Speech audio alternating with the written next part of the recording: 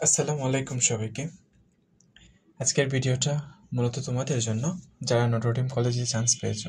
প্রথমে বলে নিই, তোমরা যারা লিখিত তারপর বাইভা দুইটা মহাযুদ্ধ শেষ করে তোমরা যারা নটরডেম কলেজে ভর্তি হওয়ার সুযোগ পেয়েছো, তোমাদের সবাইকে অনেক অনেক অভিনন্দন। তোমাদের সবাইকে নটরডেম কলেজের এই সবুজ চত্বরে স্বাগতম। তোমাদের এই যাত্রা শুভ। আচ্ছা, তোমরা তোমাদের স্বপ্নের কলেজে চান্স পেয়ে গেছো। এখন তোমরা ভর্তি নিশ্চয়ন করবে।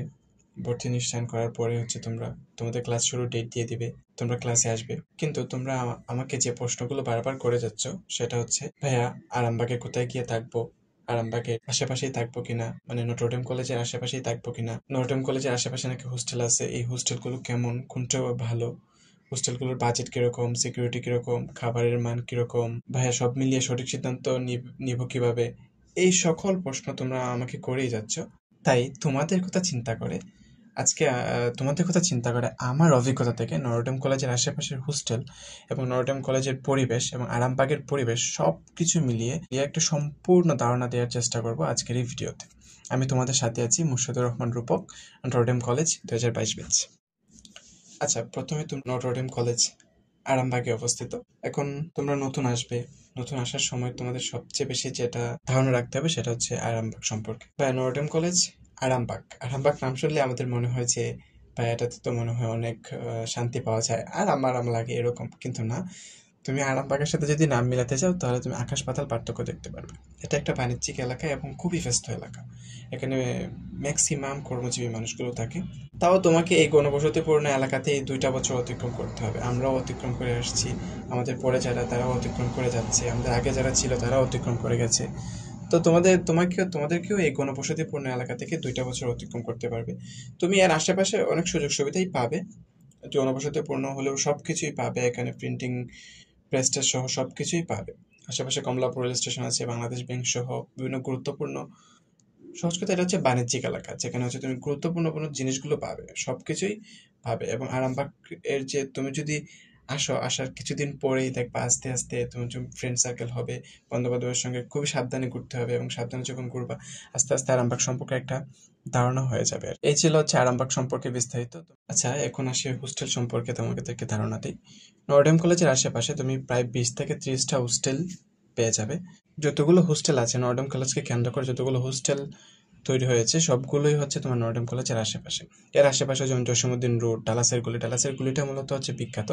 প্রত্যেকটা নটরডেমিয়ান এই ডালাসের গুলি সম্পর্কে ডালাসের গুলিতে একটা স্মৃতি রেখে যায়। বলতে পারো তুমিও আসলে পরে ডালাসের গলিটা চিনে যাবে। তো ওই ডালাসের গলির মাঝেই কিন্তু বেশিরভাগ হোস্টেল আছে আর কি।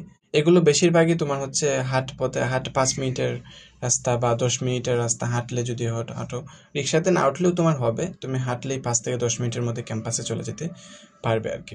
তো এই যাতায়াত নিয়ে তেমন একটা ঝামেলা হয় না। আচ্ছা, এখন সবচেয়ে গুরুত্বপূর্ণ বিষয় নিয়ে কথা বলবো, যার জন্যই মূলত আজকের এই ভিডিওটা তৈরি করা। সেটা হচ্ছে হোস্টেল নির্বাচন এবং বাছাই করার আগে যেসব বিষয় তোমাকে অবশ্যই অবশ্যই মাথায় রাখতে হবে। প্রথমে যদি আমি আলোচনা করতে চাই সেটা হচ্ছে বাজেট এবং ভাড়া। অর্থাৎ নটরডেম কলেজে হোস্টেলে তোমার যে বাজেটটা থাকবে এবং নটরডেম কলেজের আশেপাশে যে হোস্টেলগুলো আছে সেগুলোর ভাড়া কত। বাজেট বলতে আমি বলতে চাচ্ছি তুমি কিভাবে থাকতে চাচ্ছ সেটা নির্ভর করবে কিন্তু তোমার উপর। যেমন ধরো তোমার বাজেট কিরকম, সে অনুযায়ী তোমাকে হোস্টেল খুঁজতে হবে। তুমি নটরডেম কলেজের আশেপাশে হোস্টেল 8 থেকে 16,000 টাকার মধ্যে পেয়ে যাবে। মিনিমাম তোমার হচ্ছে 8 থেকে 8.5 এরকমের মধ্যে, এরকম রেঞ্জে থাকে হচ্ছে মিনিমাম। একদম কম, একদম মানে একদম নিম্ন লেভেলে মিডিয়াম রেঞ্জে থাকতে চাইলে আর কি। তুমি হাই রেঞ্জেও থাকতে পারবে, 13, 14, 15, 16 এরকম হাই রেঞ্জের হোস্টেলগুলোও আছে। তো ওভারঅল বা তোমার বাজেটের উপর নির্ভর করে তুমি কোন রেঞ্জে থাকবে আর কি। তো এখানে ভাড়া মূলত 8 থেকে 16,000-এর মধ্যেই থাকে। এর ভিতরেই তুমি হচ্ছে থাকতে পারবা। মিনিমাম 8, 8.5 এরকম বাজেট থাকে আর কি। 2 নম্বর যে বিষয়টা নিয়ে কথা বলবো সেটা হচ্ছে সিকিউরিটি। তুমি হচ্ছে দূর দূরান্ত থেকে আসবে এবং ফ্যামিলি ছাড়া আসবে, তোমার হচ্ছে সিকিউরিটিটা খুবই জরুরি, কারণ তোমার নিরাপত্তাটা খুবই জরুরি। দেখবা যে তুমি যে হোস্টেলে উঠতে যাবা বা তোমার রেঞ্জ অনুযায়ী, তোমার বাজেট অনুযায়ী যে হোস্টেলে তুমি উঠতে চাচ্ছ, তোমার পছন্দ হয়েছে হোস্টেলের রুমটা, তখন তুমি দেখবা যে সিকিউরিটি সম্পর্কে একটু জেনে নিবা, 24 ঘন্টা নিরাপত্তা গার্ড আছে কিনা বা সিসিটিভি ক্যামেরা আছে কিনা, তোমাকে ওরা যারা বলে এই নিরাপত্তাটা, এইরকম নিরাপত্তাটা ওরা দিতে পারবে কিনা, এই সম্পর্কে বিস্তারিত জেনে যাবা। বা এটা কিভাবে জানবো, সেটা হচ্ছে তুমি যখন যাবা ওরা তখন তোমাদেরকে বলবে, তখন তুমি দেখবা যে উপর থেকে নিচে নিচতলায় হচ্ছে বিভিন্ন নোটোডিমিয়ানগুলো তোমার বড় ভাইরা বের হয়ে যাচ্ছে, তাদেরকে তুমি দাঁড়িয়ে সালাম দিয়ে হচ্ছে প্রশ্ন বলবা যে ভাইয়া এখানে সিকিউরিটিটা কিরকম, এই সবগুলো প্রশ্ন তুমি ভাইদের কাছ থেকে জেনে নিবা। জেনে নিলেই হচ্ছে তোমার কি হবে, তুমি এই সিকিউরিটিটা সম্পর্কে তুমি একটা পূর্ণাঙ্গ ধারণা পাবে। তো এই সিকিউরিটি সম্পর্কে সম্পূর্ণ জেনে তুমি হচ্ছে,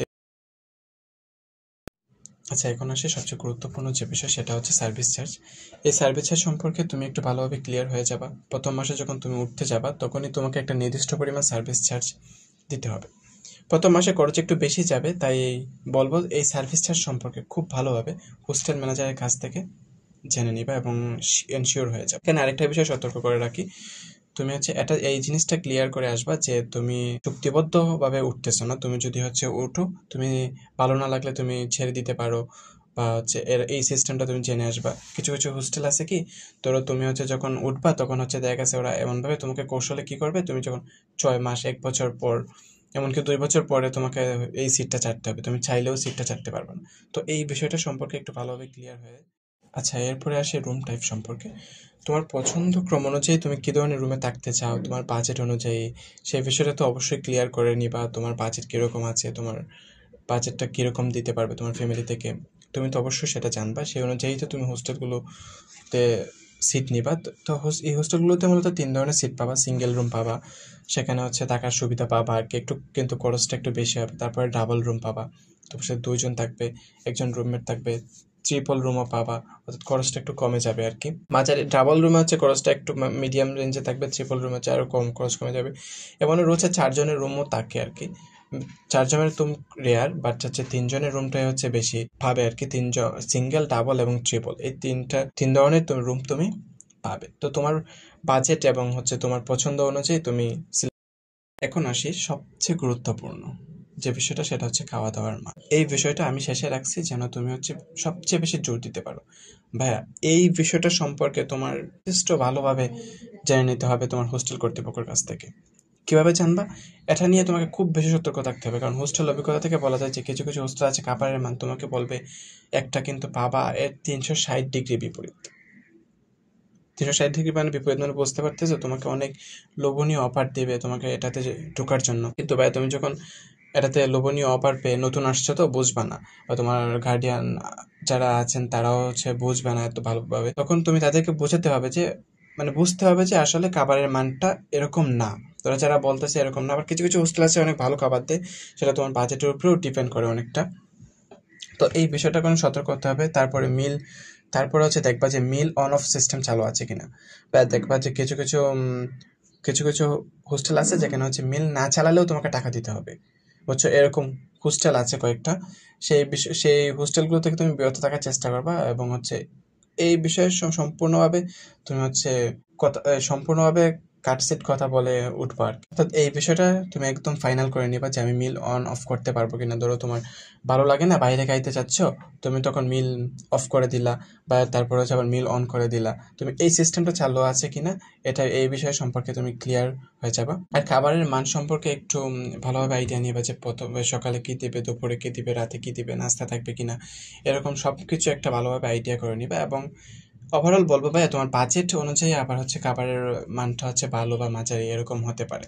কিছু কিছু লো প্রাইসের যে হোস্টেলগুলোতে তুমি যদি ওঠো, খাবারের মানটা তেমন একটু বাজে পাবা, তেমন খারাপ পাবা না, কিন্তু একটু বাজে পাবা আর কি। হাই রেঞ্জের হলে তেমন ভালোই মানে পাওয়া যায় আর কি খাবারের মান। ওদেরকে নিয়ে হাই রেঞ্জ যারা, ওদেরকে হচ্ছে খাবারের মান নিয়ে তেমন কিছু টেনশন করতে হয় না। আর লরেন্স যারা, ওরা হচ্ছে তোমার খাবার এতটা খারাপ দেয় না, কিন্তু কিছু কিছু হোস্টেল আছে যেগুলো হচ্ছে তোমার খারাপ দেয়, কিন্তু ওইগুলো সম্পর্কে একটু যাচাই বাছাই করবা। এগুলো সম্পর্কে হচ্ছে যথেষ্ট ধারণা নিবা। ধারণা নিয়ে হচ্ছে তুমি তোমার হোস্টেলটা নির্বাচন করতে হবে, কারণ তোমাকে হচ্ছে বা খাওয়া দাওয়া করতে হবে, সুস্থ থাকতে হবে। বাসা থেকে আসছো, অনেকেই বাসা থেকে নতুন আসছো, অনেকে আগেই বের হইছো, বাট যারা নতুন আসছো তারা হচ্ছে কাফ খাইতে পারবে না। খাওয়া দাওয়ার মানটা তোমাকে যেটা বলছে ওইটা দিতেছে কিনা, তুমি এই বিষয় সম্পর্কে একটু ধারণা নিবা। ধারণা কিভাবে নিবা, যখন তুমি একটা হোস্টেলে যাবা তখন দেখবা ওই হোস্টেল থেকে তোমার সিনিয়র ভাই, সিনিয়র নোটোডেমিয়ানরা তোমার নিচে নামতেছে, তুমি তাদেরকে জিজ্ঞেস করে প্রশ্ন করবা, ভাইয়া এটা সিকিউরিটি কীরকম, সার্ভিস চার্জ কীরকম, ওভারঅল আমি যেগুলো বলছি সবগুলো জিজ্ঞেস করবা, যে ভাইয়া খাওয়া দাওয়ার মানগুলো কীরকম, এই সবগুলো বিষয় সম্পর্কে ভাইকে জিজ্ঞেস করবা। তখন দেখবা তোমার ভাই, তোমার যে সিনিয়র ভাই, তো খুব সুন্দর করে তোমাকে বুঝিয়ে দিচ্ছে যে ওর এই হোস্টেলটা কীরকম, বা যদি কোনো ভালো হোস্টেল থাকে তোমাকে সাজেস্ট করো। ওভারঅল তুমি এই খাওয়া দাওয়ার বিষয়টা সম্পর্কে একটু বেশি সতর্ক দিবা, যাতে তুমি খাওয়া দাওয়ার নিয়ে আর কোনো সমস্যা পড়তে না হয় আর কি। তোমরা নটরডেম কলেজে চান্স পেয়েছো, নিশ্চয়ই তোমরা অনেক আনন্দে আছো এখন। তোমাদের পরিশ্রমের ফল তোমরা হাতে পেয়েছো, অবশ্যই তোমরা আনন্দ করবে এবং নটরডেম কলেজে ভর্তি হবে, ভর্তিটা কনফার্ম করবে। ভর্তি কনফার্ম করার পরে তোমাদের ক্লাস শুরুর ডেট দেবে, তোমরা ক্লাসে আসবে। ক্লাসে আসার পরে হোস্টেল লাইফটা শুরু হবে তোমাদের। তো হোস্টেল লাইফের জীবনের শুরুতে অনেক নতুন নতুন অনেক অভিজ্ঞতার সম্মুখীন হবে। প্রথম দিকে হয়তো একটু কষ্ট লাগবে, কারণ বাড়ি থেকে আসছো, একবারে থাকতে হবে, তখন হয়তো একটু কষ্ট লাগবে, কিন্তু সঠিক পরিবেশ এবং যদি ভালোভাবে তুমি দেখে শুনে উঠতে পারো, খুব দ্রুত এর সাথে অভ্যস্ত হয়ে যাবে আর কি। সঠিক বন্ধু, ভালো রুমমেট আর সময় মতো পড়াশোনা, এই তিনটা জিনিসই তোমার জীবনের সাথে তখন কানেকশন হয়ে যাবে আর কি। তোমার দেখবাতে তুমি এই তিনটা জিনিসের মধ্যে আছো, আর তোমার এই তিনটা জীবনেই কিন্তু কলেজ জীবনের সাফল্যের চাবিকাঠি আর কি। মনে রাখো, তুমি মনে রাখবে ভাইয়া, তুমি এখানে মা বাবা তোমাকে এখানে পাঠাইছে অনেক স্বপ্ন, অনেক আশা নিয়ে। তো এখানে তুমি শুধু পড়াশোনার জন্য না, নিজের জীবন করার জন্যও এসেছো। তাই ভাইয়া তুমি সতর্ক থাকবা এবং ওভারঅল সবকিছু দেখে শুনে চলবা। ঢাকাতে নতুন আসছো, ঢাকাতে কিন্তু অনেক অনেক ধরনের মানুষ বসবাস করে, তো খুব সতর্কতার সাথে ঢাকা শহরে চলতে হবে। তাহলে আজকের ভিডিও এখানেই শেষ করছি। ভিডিও ভালো লাগলে সাবস্ক্রাইব করে আমার সাথেই থাকো, আর তোমার বন্ধুদের সাথেও শেয়ার করো, যাতে ওরাও হোস্টেল আর নটরডেম লাইফ সম্পর্কে একটা ক্লিয়ার ধারণা পায়। দেখা হবে পরের কোনো ভিডিওতে একটি ভালো হোস্টেলের রিভিউ নিয়ে। আর তোমরা কমেন্টে জানিয়ে দিও যে তোমাদের স্পেসিফিক কোনো হোস্টেলের রিভিউ লাগবে কিনা, বা স্পেসিফিক করে কোনো একটা হোস্টেলের রিভিউ করে এভাবে করে ভিডিও তৈরি করে দিব কিনা, তোমরা একটু কমেন্ট করে জানিয়ে দিও তো, যদি তোমাদের প্রয়োজন হয়। ততক্ষণ পর্যন্ত ভালো থেকো, দেখা হবে পরের কোনো ভিডিওতে। আল্লাহ হাফেজ।